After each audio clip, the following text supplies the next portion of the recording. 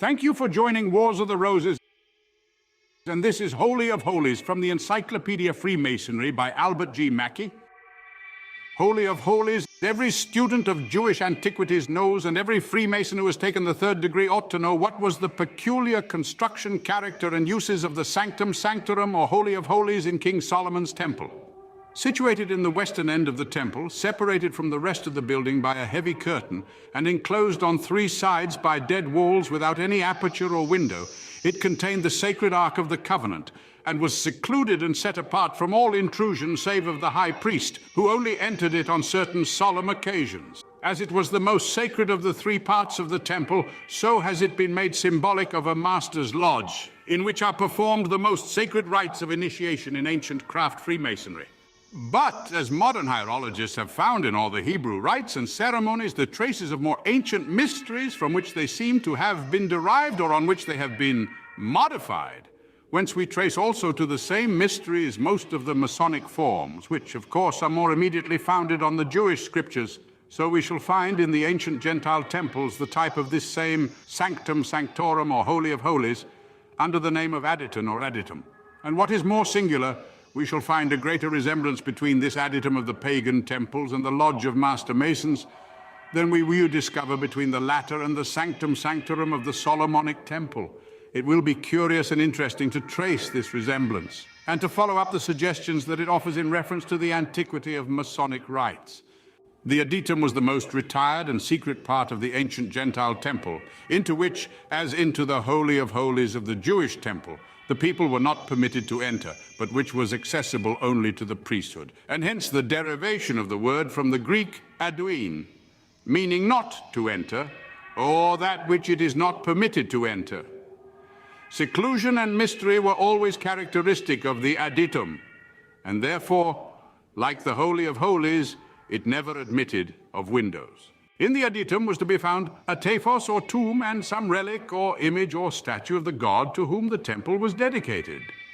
The tomb reminds us of the characteristic feature of the third degree of Freemasonry. The image or statue of the god finds its analog or similarity in the Ark of the Covenant and the overshadowing cherubim. It being supposed that temples owed their first origin to the reverence paid by the ancients to their deceased friends, and as it was an accepted theory that the gods were once men who had been deified on account of their heroic virtues, temples were perhaps in the beginning only stately monuments erected in honor of the dead. Hence, the interior of the temple was originally nothing more than a cell or cavity. That is to say, a grave regarded as a place of deposit for the reception of a person interred. And therefore in it was to be found the soros or coffin, and the taphos or tomb, or among the Scandinavians, the barrow or mound grave. In time, the statue or image of a god took the place of the coffin.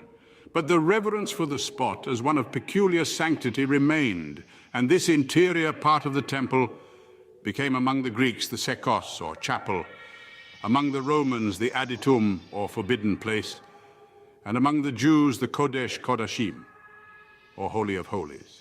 And the sanctity thus acquired, says Dudley in his Neology, page 393, by the cell of interment might readily and with propriety be assigned to any fabric capable of containing the body of the departed friend or relic, or even the symbol of the presence or existence of a divine personage. Thus it happened that there was in every ancient temple an aditum, or most holy place. There was in the Holy of Holies of the Jewish temple, it is true, no tomb nor coffin containing the relics of the dead. But there was an Ark of the Covenant, which was the recipient of the rod of Aaron and the pot of manna, which might well be considered the relics of the past life of the Jewish nation in the wilderness. There was an analogy, easily understood according to the principles of the science of symbolism. There was no statue or image of a god, but there were the sacred cherubim, and above all, the Shekinah, or divine presence, and the bath call, or voice of God.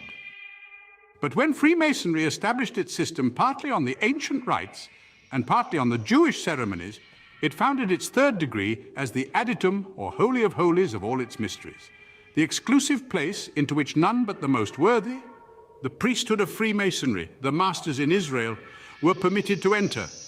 And then, going back to the mortuary idea of the ancient temple, It recognized the reverence for the dead, which constitutes the peculiar characteristic of that degree.